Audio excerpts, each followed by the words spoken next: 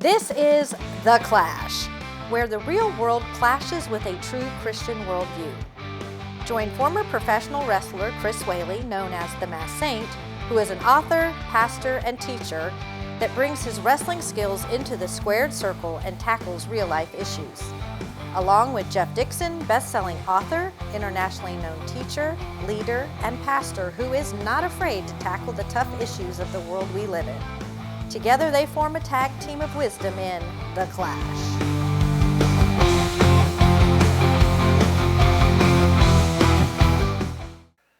Hi, welcome to The Clash, where we take a Christian worldview and allow it to clash into the culture around us. And hopefully when we're done, we will say something that will encourage, entertain, and maybe equip you just a little bit better to face the world that you live in. I'm Jeff Dixon, and I am sitting next to the one, the only, Saint himself, Chris Whaley. Hey, Chris, how you doing? Man, Jeff, I am hanging in there, man. I'm just, excited about being alive. Yeah, me too. Well, here we are, another week, The Clash. We have a faithful audience has kind of joined us here. Yep. Wait a minute, give them. Okay. So, what should we talk about this week? I think a good subject would be parenting by the book, but without pictures. Okay, I think we can live. Can we do that? I guess the thing that's terrifying about that is the fact that you and I might give parenting advice to somebody who's watching right now. I don't know if they know us well enough to know when we're kidding and when we're not. When we come back from the break, I'll tell you why it's so important. Okay, well, that sounds like a good. So, you know the verse, Proverbs 22:6, train up a child the way he should go. And we're going to do our best to help you as a parent do that. And if you don't have kids, that's okay. We'll probably say something that will make you smile by the time we're done. And you might have kids. You never know. Hi, I'm Jeff Dixon, one of the hosts of The Clash, and that's where you're used to seeing me. But I'm also the pastor of the church at 434 in Winter Springs here in Central Florida. And we got something really cool that's happening. God is moving among us as a people. We are a church on the move, and we are a home for folks that are trying to touch and change the world. And we have one of the greatest opportunities before us we've ever had. We got space issues. That's right, we're out of space. And we're in the midst of what we're calling a space program. We're not building a building per se, because that would be, too easy to talk about. What we're doing is we're trying to create space so that we can do the ministry that God has created us to do, and the ministry that He's called us to do here in the Central Florida area. The Clash is one of the things that happens as a result of that ministry, and we'd love for you to be a part of it. We'd love for you to pray for us. We'd love for you to take a look at what we're doing, and we would love, if God leads you, to invite you to contribute financially as well. You're right, I'm asking for money. But hey, if you feel guilty about it, you give. And if you feel really guilty, give more. But the website at the bottom of the screen will take you to our website where you can find out all you want to know about the space program and so much more. And so take the time and visit with us. If you can be a part of that space program, we would love to have you a part of that journey. Look forward to seeing you there and visiting with you online. Hey, welcome back to The Clash. And Jeff, we're doing something I think is hugely important. I'll tell you how, I'm the one that kind of pushed for this segment. When my wife and I first had our first daughter, we were a part of a church in Lakeland, Florida, had a great pastor there. Every year, he would do a series on the family. Mm-hmm. And I couldn't wait for that every year. I couldn't wait. Verna and I still have our Bibles that we have notes in, and I just got an unbelievable amount of notes from his messages. And I loved it so much that when I became a pastor, every year I preached on the family, every year, usually during the month of May. And, Jeff, out of all the people that have, come back to me and communicate with from the churches that I pastored, undoubtedly, most of them will say, those messages that you did on the family were the best messages. Wow. And because I was kind of, really driven about it. Okay. And you and I both know, you have kids as a pastor. Man, your kids are put under a microscope. Sure they are. And it's just, it's very difficult on kids in church. Now, so tell our audience how many kids you have. I have two. I have two girls. Okay. You have. I have 3. I have 2 girls and a boy. Yep. And so we know about girls. We know a lot about girls and having a good time with the boy. There was So there you go. always a time in our house when somebody was crying. Really? Always. And you don't know why they're crying, you know. Yeah. But anyway. Well, let's start it off. And this first segment are things that we should do for our children. And I'll start it off. I think, number one, you got to encourage your kids, Jeff. Yeah. And I always try to do that with my girls. I encouraged them in their schoolwork. I encouraged them, whatever they were doing. I just tried to be an encouragement to them because, you know, when they're around other kids and kids say horrible things to each other. And I just think if one thing, we ought to be encouraging our kids. What do you think about it? I agree. I mean, I think that, and it's spiritual, right? Mm-hmm. I mean, I think there's a great need for parents to be able to see the unique design that each of their kids have. I mean, your kids are different, right? Yeah, very different. Yeah, each one of mine, very different. But to be able, as a parent, to encourage them in those differences even, you know, not expecting them to be like the other sibling, you know, that's huge because I think you're setting the groundwork, at least I believe we're setting the groundwork in that moment to help them, be successful in anything that they try to do. Right. I mean, if they're not going to get encouragement at home, Right. where are they going to get it, right? Yeah. So yeah, I think it's a good place to start. What's yours? My first one would simply be, and I'm going to get really hyper spiritual here. Okay. And this probably says more about me than it would you. Pray before reacting. Yeah. Okay. I mean, I think there's a need for parents. Yeah. Sometimes to catch your breath. Yeah. Before you react. I mean, Yeah. we get in a lot of trouble just when we go from the gut and we react. And kids, by the way, any parent knows this, kids will give you unlimited opportunities to react. Mm-hmm. But silly case in point, white couch, trash it with grape juice. Yep. Pray before you react. Yeah. Did they ruin the couch? Yes. Yeah. Are you hacked? Yes. Should they have had the grape juice on the couch? Yes. Yeah. But those 3 wrongs don't make it right to react like a bonehead. All right. And so sometimes that little extra moment to pray makes 'Cause you a lot better parent. Kids are going to be kids. There's no doubt about it. Yeah. You can't expect them to be perfect. Yes. And kids need their parents, kids believe their parents are perfect for a few years. For a few years. And so we got to model that best we can. You know, when my girls turned 13, Jeff, I took them to the side and I said, hey, I just want to tell you, Mom and Dad are about to become real stupid. And we're going to be stupid until you get to be about 21, 22 years old. And then we'll start getting smart again. And I looked at my oldest one and she was looking and she went, really? She was taking me serious. It won't on be that. long and you'll get this. You'll understand this. Yeah. Yeah. Okay. Hey, I got one. You got to protect your kids. And Oh, yes. Yeah. now, this one, I had a brother-in-law who was raised by a Southern Baptist dad and grew up in the church, and he hated the church, hated it. And, I mean, when he talked about the church, he gritted his teeth.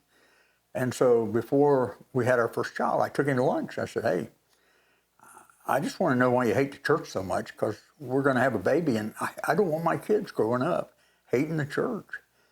And he started naming off stuff, you know, that church was more important to my dad than we were. My dad, you know, we were going on vacation and somebody would call him, we would cry and beg him not to answer, and he'd answer and he'd have to leave and go trim some old woman's toenails. That's the way he said it. Okay. And so, you know, I just made a mental note of all of that. And so I protected my girls. When I interviewed with the church, I told them, I said, I'll give you my priorities. My priorities are God first, my family is second, and the church is third. I said, if I keep those priorities, I'll be a good pastor. Right. But if I ever get them mixed up, I'll cease being the kind of pastor I should be. Yeah. And so, I protected them. I told those people, don't expect more out of my kids than you expect out of your own kids. Sure. And I just, was very, very protective of them. I'm sure you were protective of yours. No doubt. Now, and again, for our audience, I mean, so as a pastor, do your kids get any perks about being the pastor's kid? Oh, can I tell you that? Sure. I'm wasting time here.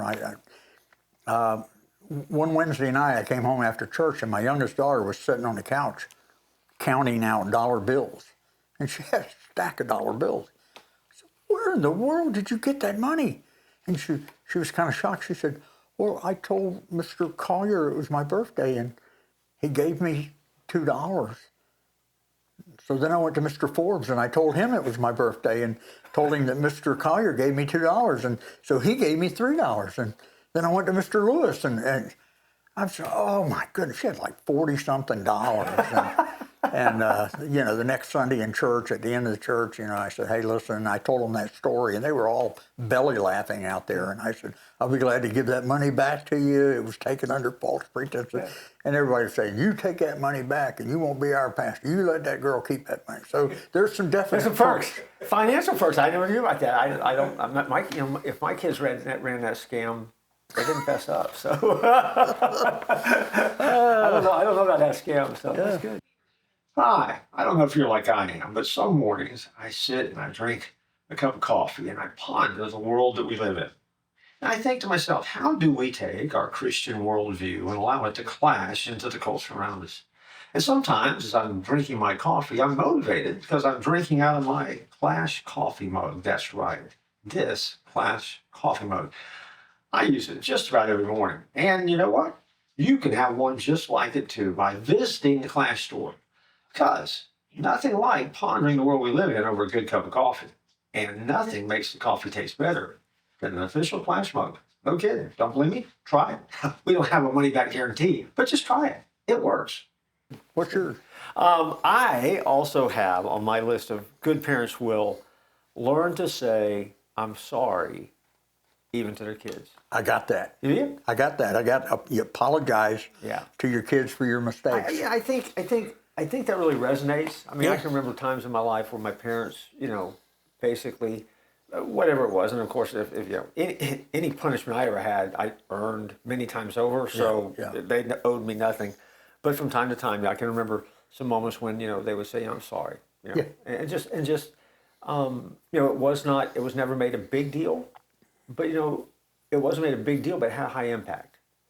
Because learning to say, I'm sorry, I mean, it's human, and a good dose of humility for parents is probably good and okay. It doesn't damage them in the eyes of their kids. And I think good parents are not afraid to say they're sorry because they're not perfect. I still do it. I still, every now and then, I'll call one of my kids. I think of something, and I'll call them, and I'll say, hey, you remember back when you were little? And you're reliving it. You're going down the guilt train. Okay. And I'd say, I'm so sorry for that. That was not the right. and they'll go, Dad, I don't even remember what you're talking about. You know, so anyway, well, I've got this one that you're an example.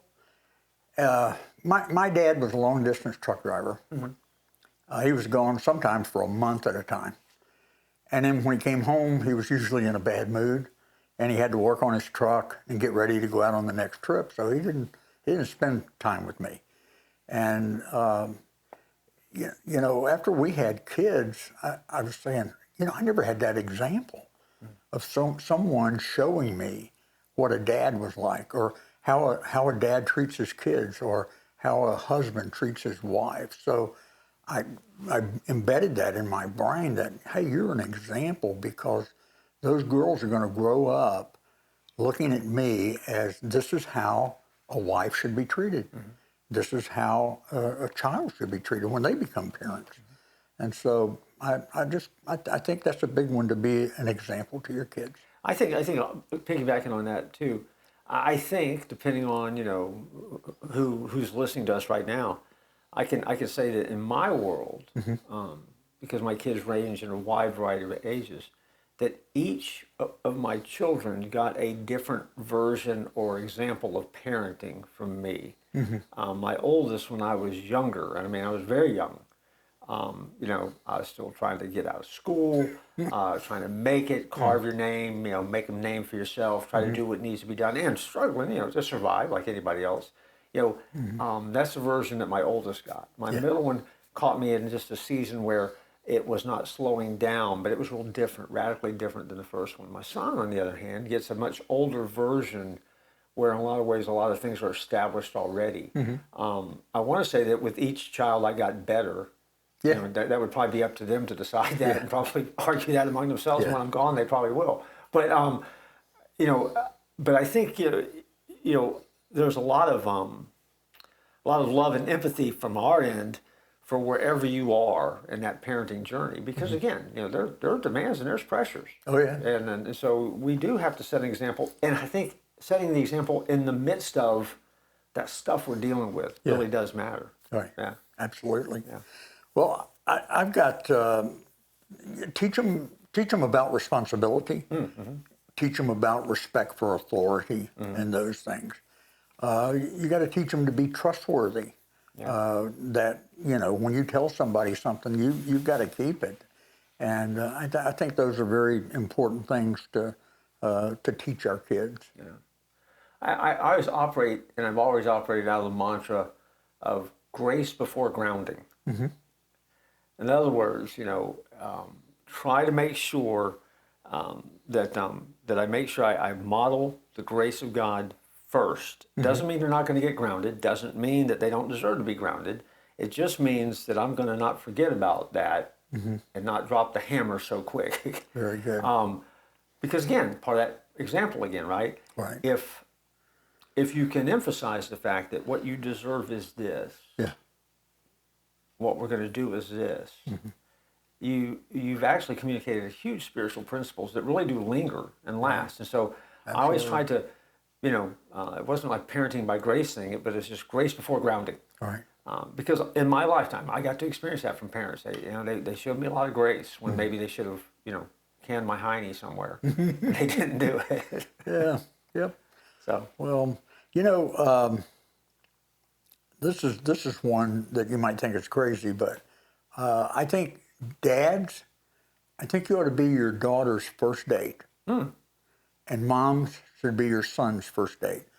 When Allison, my oldest, turned 16, I told her, I said, Allison, we're going to go on a date, and we're going to go to your favorite restaurant, whatever it is, and then we're going to do whatever you want to do, and I have a gift for you. And then, so she wanted to go to Red Lobster. That was it.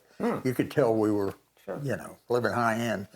So we went to Red Lobster, and while we were there, I talked to her about her purity. I said, you know, your purity is something that you don't want to give away except to the man that you're going to marry. And she was immediately, when I started talking, she was going, Dad, Dad. Here, eat a biscuit, Dad. I gave her a locket. I said, this is your purity locket. Okay. And had a picture of Mom and Dad in it. And I said, when you get married, you give that back to me. But just always remember that. And I remember the movie that we went to. She wanted to go see a movie, A League of Their Own. Oh, yeah. We went to see that movie, and we came home. I walked her up to the door. I kissed her on the cheek, and I said, anything less than the way you were treated tonight is unacceptable. And I said, I just want you to know how you should be treated on a date. And, you know, I did that with both my girls, and it was a high water moment. That's good. Yeah, you're a good dad. Look at you. Yeah. That's awesome.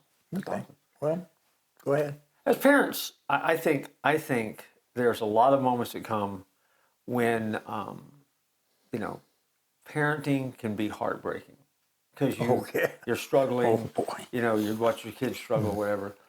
So I think you need to learn to laugh often. You know. Oh, yeah. I mean, because if you don't, sometimes you'll cry.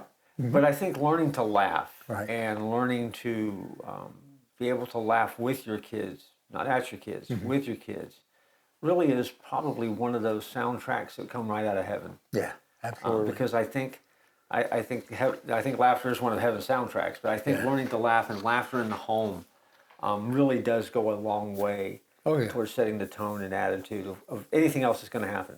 Knowing you and knowing me, there was a lot of laughter. Had to be. Survival, right? Yeah. Had to be. Yeah. Yep. I got you. Well, you know, you got to teach them so many things, but one thing I think was just another high water for us was every evening we did our family devotion. where, I did a devotion, and then we all prayed. My girls, they learned to pray, and they prayed, Verna prayed, I prayed, and I'd give anything to go back to those days. Yeah. Those are precious, and you ought to be doing that with your kids on a daily basis. Yeah, and one of the things too, and you think about that, because everybody, I mean, you think it's easy when you're a pastor to do that. It's not with your family, because you don't really pastor your family per se. But let me also add it to encouragement, wherever you are, and it may not be as formal as sitting down and doing a devotion thought, but to bring that spiritual moment into the home and making sure that there is that open line of communication, even to have your kids hear you pray for them. Yeah, I think is huge. Yeah, and still a part of our nightly routine at my house. Excellent. Yeah. Yep. Good. Well, is it about time to take a break? Well, we probably need to sell some stuff if we can. But we'll be right back after this break. Jeff, do you remember the first Bible verse you memorized? I do. I have sometimes trouble remembering the address of it, but it's John 11:35. Jesus wept.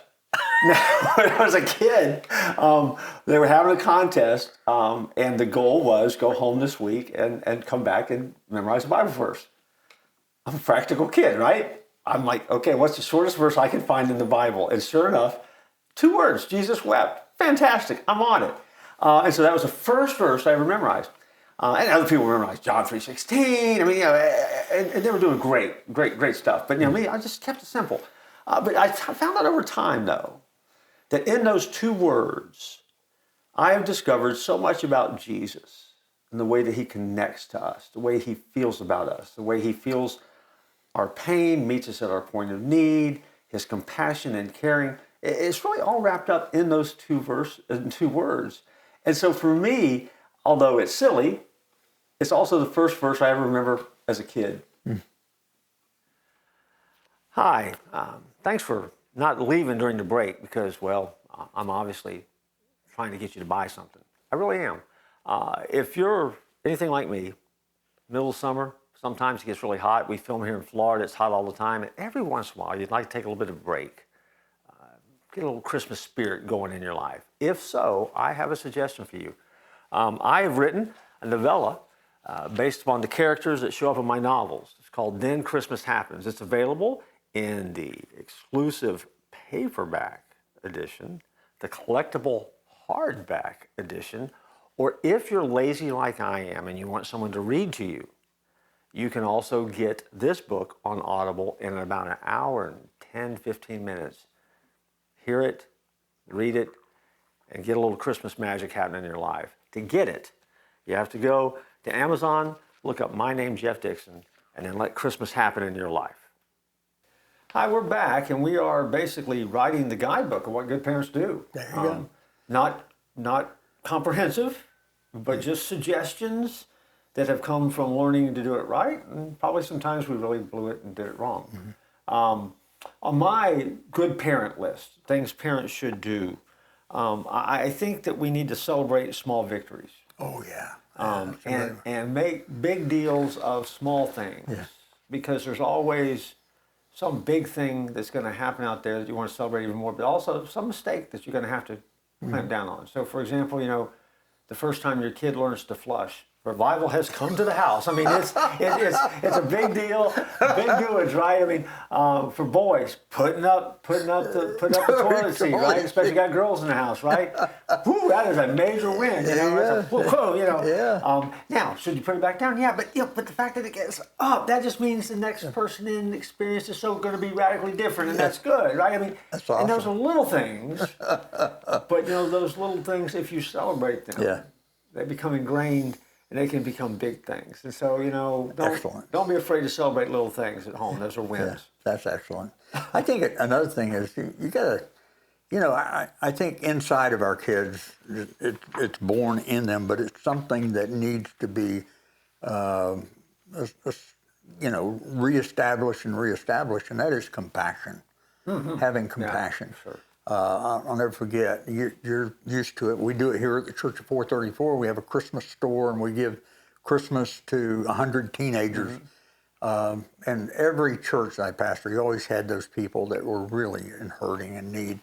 And I remember I wanted to. I said, girls, you're going to go with me. I said, we're going to take a family some food, and we're going to take them some gifts, and you're going to go with me. And we went to a little bitty trailer, and I knocked on the door. This young lady came, and she had already had her nightgown on, and she was pregnant, and you didn't see very much in the house. And she had a Christmas tree, and she'd actually gone out in the yard and just cut down some little bush. It wasn't even close, and had it in her house and had ornaments on it. And my girls saw all this, and we gave them the food, and she cried, and gave her the gifts, and she cried, and we got back in the car, and both my girls were crying too. And that was a big message on compassion. Yeah. And that happened very early, and they're two of the most compassionate young ladies that I know. I think that's a big one. Sure, it's huge, huge. Let me add one to it too. Be consistent. Hey, that's my last one. Well, I don't mean to steal your list, but and I put behind it parentheses. Your maybe later shouldn't be after they graduate from high school. If you say, there needs to be a consistency to what you do. Right. Right. And you need to be aware of what you're saying and what you're doing, and there needs to be, because if you don't, how are the kids ever going to learn, right? Part of our job is to shape and mold. Because see, for me as a parent, I never thought my job was to raise great kids. Mm-hmm. My job is to raise kids that will become godly adults. Right. I love that. That means that along the way, they may not be great kids. They may not be godly kids. Yeah. But my job is not to raise godly kids. Right. I'm trying to get to a godly adult. Right. So that means along the way. Finished product. I'm in the process of trying to be consistent with them, helping them become successful. So. I love that. I do. I think we also have to teach them how to learn to love. Mm-hmm. Love is a big thing. And, as they're growing up, they got to find out, what it means for a husband to love a wife and for a dad to love his kids. And that, that's going to be a big part of their life, and make sure that they learn to love in the right way. Sure. Yeah. Which goes to what you were saying there. Let me throw one more in here, and I know we're going to have to wrap up and get on this episode. Listen, and this probably resonates with you and me as much as anybody else. Listen before preaching. Yeah. Because I think sometimes when we are correcting or trying to teach, I don't think we need to re-preach what the kids already know. Yeah. Instead, what they need is that gentle nudge to remind them, okay, you know better than this. Right. We don't have to relitigate it, but this is what it is. Because again, sometimes at some point they will tune you out. I used to call them monologues. Where I don't want to hear that. But again, you need to. But just remember, just pick your spot wisely. Yeah. Pick wisely. Very good. We covered a lot of do's. Yeah. Of how to parent well. Right. I have a feeling that there's a show somewhere in here, looming, waiting on parenting don'ts. I think that's the next one we should do. And maybe we'll have a little fun with that. Yeah. So if you want to be a bad parent, stay tuned. There's another episode coming very soon. What do you need to tell folks before we get out of here? Well, one of the most difficult things in my life, and I'm sure in your life, was being a parent. None of us are perfect. So if you made mistakes, I guarantee you're going to make more. But there's always that desire to learn as a parent, and I hope that we've helped you with some things today. So you go out, make it a blessed day, and don't tap out.